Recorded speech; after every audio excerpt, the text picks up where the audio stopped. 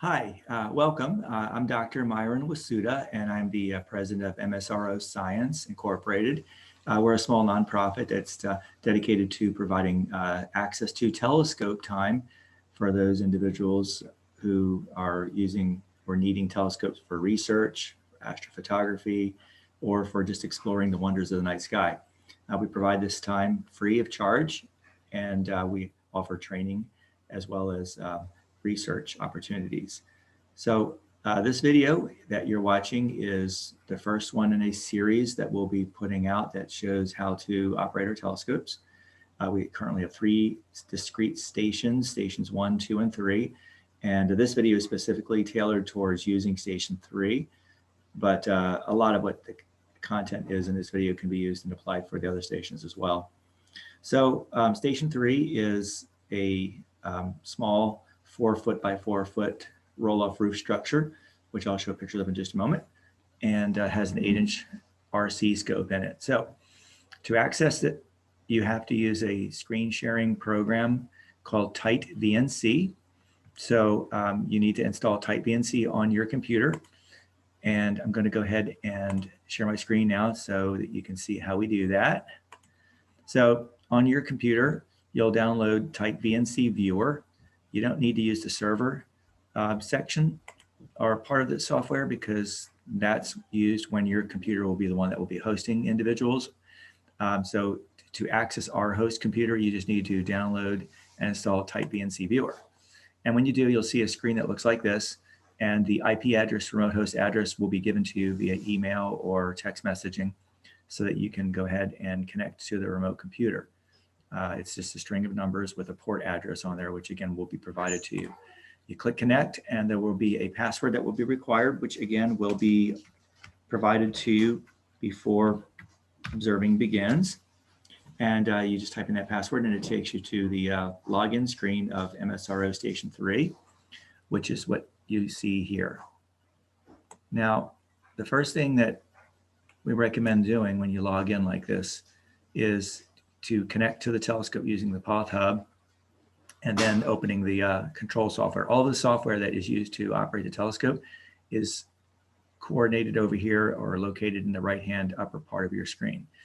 If you need to get in touch with me, it can be done by clicking on the contact information icon down here at the bottom right, and a notepad will pop up that will show you my email address, my cell number, and a Skype ID, which I can be reached at on any of these. And I will remain available when I know that the observatory is being used.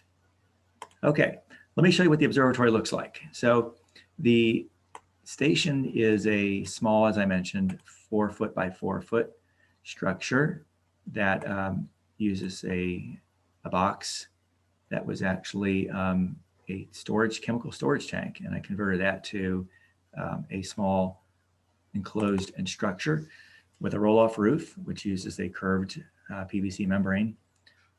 And this is what it looks like. That's it in the right-hand side of the picture. Now the roof is manually operated, so I do go out and roll the roof off and on manually, but that will be motorized very soon so that you will be able to do that from this computer software that you'll be using.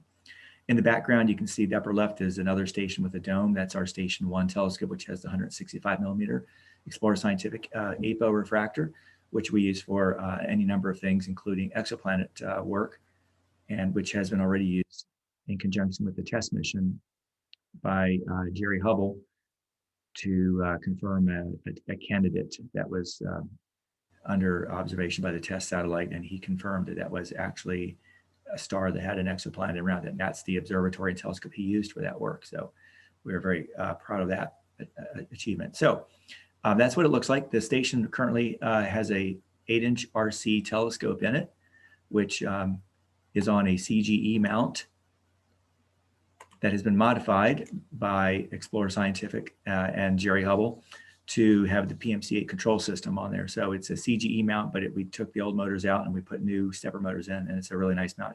There is no auto guiding at this point right now because it just isn't necessary. We're gonna have a TDM on there, a telescope drive master, which will allow up to 3-minute exposures, probably even longer than that.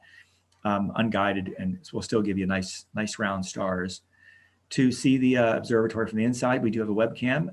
You can just click on the sharp cap icon at the bottom taskbar here with a little planet Jupiter. If you click on that, I usually keep that camera running at all times, and you can just go ahead and click on that. And it's a good idea to look at that to make sure that the roof is open before you begin slewing the telescopes. If you want to check weather conditions, if you're not getting stars on your images and you're wondering why, you can go to the webcam and just take a look at the sky. You can kind of see the sky around the telescope is clear right now. There are stars out. And you can see the 8-inch RC scope on the CGE mount here pretty well. So it gives you an idea about what the observatory looks like inside, and kind of gives you eyes on the telescope. It gives you that sense of just control and comfort. If you're not sure exactly what's going on, you can always go to that webcam view. Okay, so let's go ahead and connect to the telescope. Let me just minimize the webcam view again out of the way. Path Hub will be up in the lower left corner here, and you just basically hit connect telescope, and it will connect. You know, it's connected when all those numbers light up. And we have the local sidereal time is at the top. That's the right ascension that is currently on our MSRO meridian here in Wilderness, Virginia. So that's the right ascension of the meridian. Below that is the HA, that stands for hour angle. That's how many hours east or west of the meridian the telescope is currently pointing at. And if it's minus, it's east of the meridian. If it's plus, it's west of the meridian. And you can also find out what the right ascension is by clicking on the HA with your mouse, and it turns it to RA, which is right ascension. So you can toggle between right ascension and hour angle that way. A lot of times, because it is a German equatorial mount, you want to be aware of when the scope is near the meridian, so that if a pier flipping procedure is needed, you know about when to do that. And that's done usually within 5 minutes of crossing the meridian. So we typically leave that on hour angle. And then, of course, the declination is recorded there, and as well as the altitude and azimuth of the telescope. If the box that says tracking is checked with a black check mark, that means the telescope is currently tracking the stars at sidereal rate. And so that gives you an idea here of your status of the telescope. So then the next thing you do is to connect the software that controls the camera and the telescope and telescope focusing, and then, of course, the imaging. All are done. And we use MaximDL version 6, the Pro version. So you double click on that and it will open up in your screen here. And the first thing you do is to go to the observatory icon at the top, click on that, and your observatory window will open, and you need to connect the telescope and the focuser. And you do that by just clicking the connect buttons. And then you need to connect your cameras.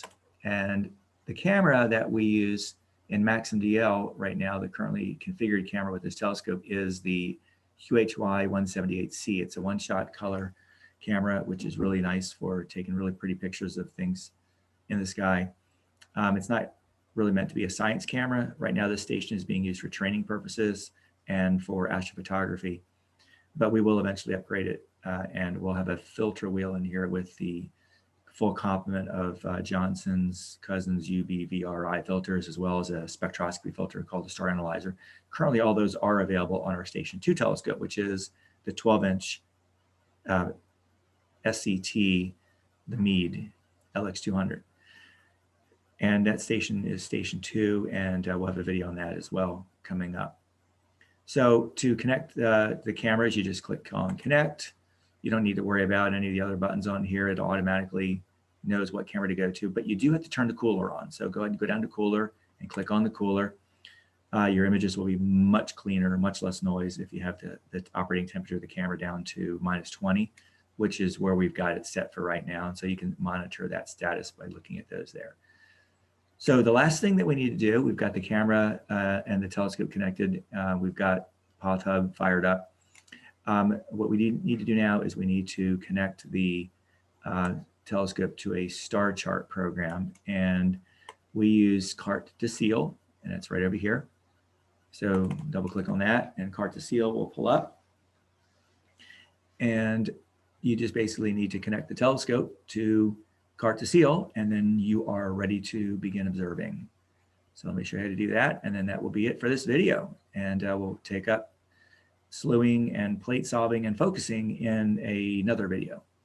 So here's Cartesial opening up. You go up to telescope and you want to connect to telescope by simply clicking on connect telescope. The window will come up. Those bars are red, meaning it's not connected. So you need to go in the lower left-hand corner. There's the connect button. Just click on that. All three will go to green. And now you know you are connected and tracking. And the software, the Cartesial software knows where the telescope is. And minimize that window and you are now ready to begin your night observing. I hope you enjoyed this video. I hope it was instructional. And again, I can be reached by those address, the phone number, and the email address that I showed you earlier. And we'll look forward to meeting in another video here soon on how to actually salute to these targets and how to take images and plate solve. Thank you very much for your time.